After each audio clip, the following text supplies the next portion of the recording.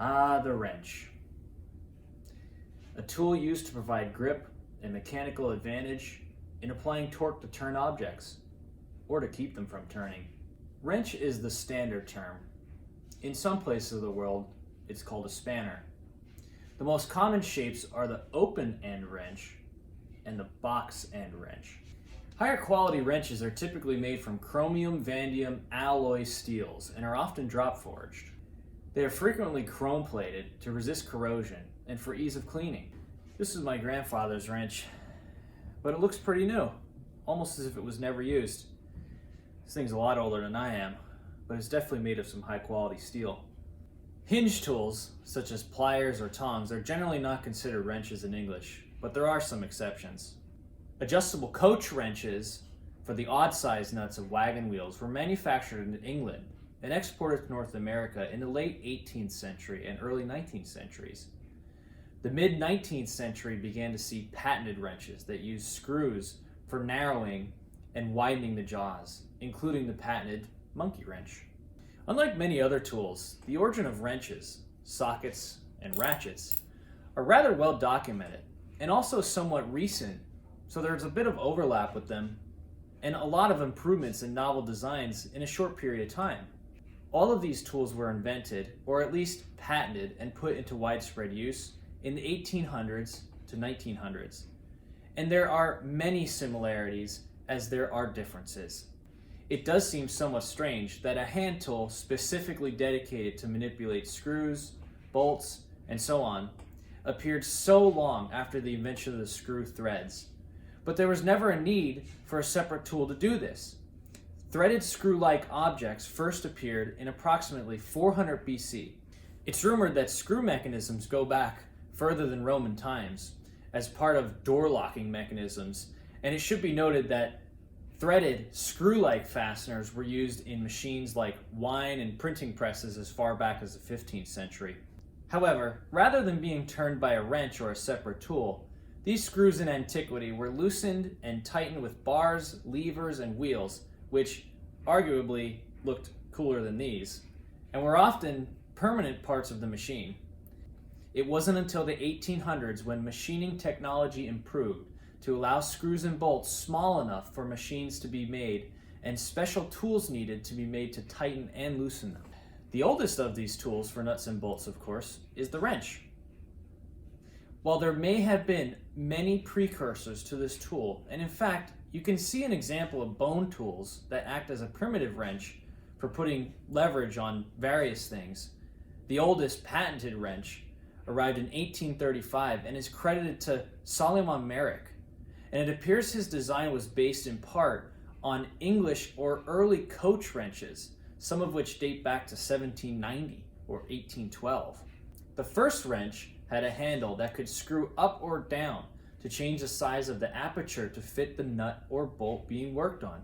Similar to this, but probably down here on the handle. There were many variations along the way, and I'm not going to get into the nitty-gritty details of the patent wars between those. However, all that innovation was going on simultaneously. The year 1858 is an important year for the wrench.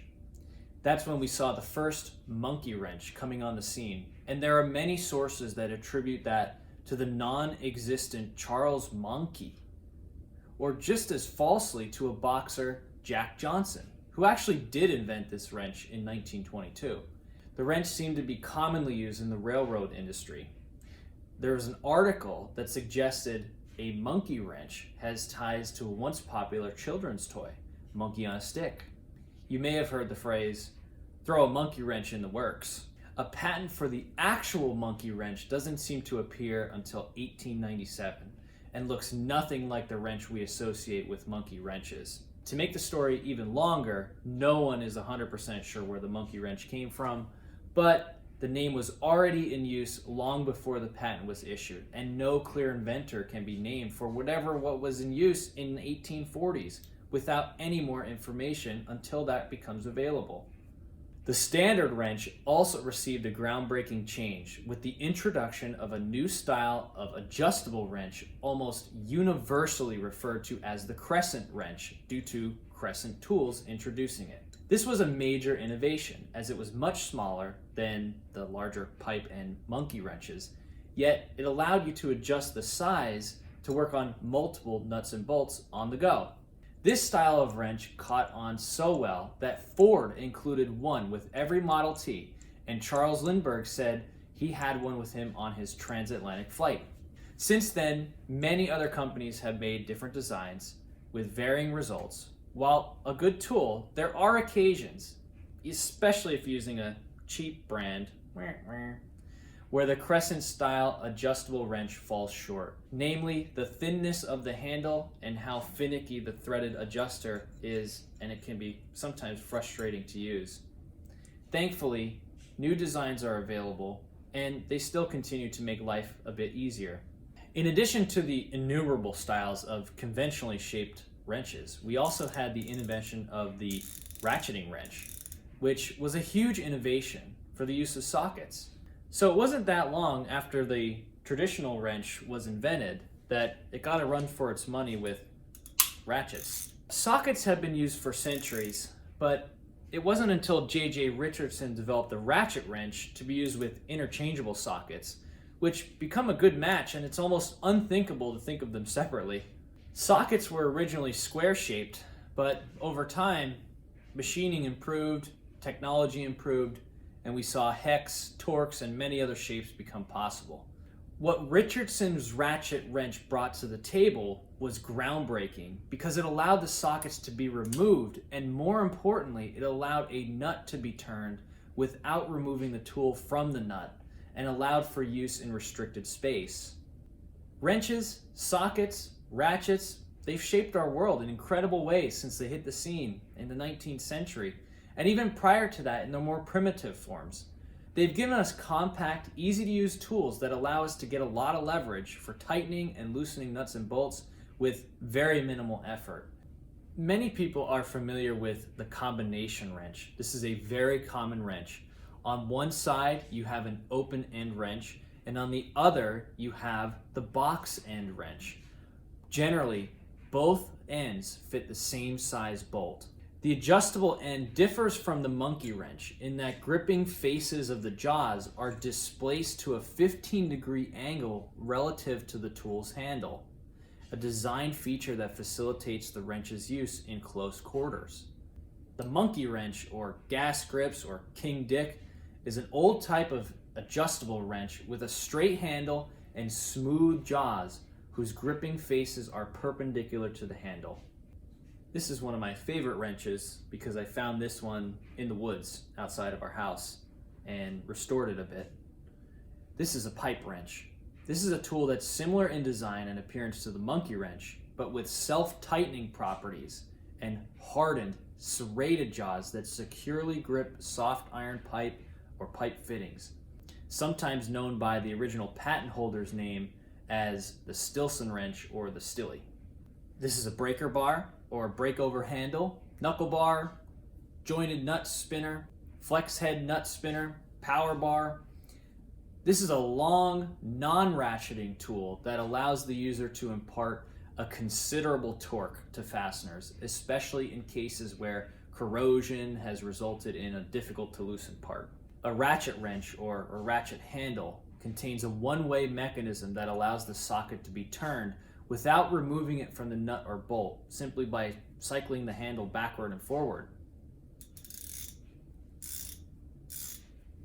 A torque wrench is a socket wrench tool, and it's used to employ a precise amount of torque to a fastener. Down here is where you adjust your torque, and much like a ratchet wrench, can be adjusted in left or right turning. A die stock or a die wrench is a double-handled wrench for turning the dies used in threading operations, so cutting the male threads like on a bolt. This is a specialty wrench and not a very common household tool. The four-way lug wrench, or the wheel lug cross, or the spider wrench, is a socket wrench that's used to turn lug nuts on automobile wheels. The impact wrench, or the impact driver, is a powered wrench that delivers a quick, repeated impulse of torque. Typically it's powered by air, but it can also be electric, like this one. Most people have heard that familiar noise being used in an auto repair shop. Although many professionals use them to tighten lug nuts on vehicle wheels, do-it-yourselfers should use a torque wrench, since the impact wrench can often over-torque and damage the threads on lug nuts and wheel studs. Impact wrenches are great for loosening stubborn, difficult to remove nuts and bolts. The size of a wrench is usually designated by a cross-flat distance from this flat to this flat. Over the centuries, there has been some changes in the way that size designation has been done for wrenches. In the early 1900s and 1800s, the inside diameter of the fastener was used to describe the wrench size. Over time, we've transitioned to the outer diameter of the fastener. Commonly, wrenches are designated in metric or inch units. If you like my video, please like, comment, and subscribe, and we'll see you at the next one.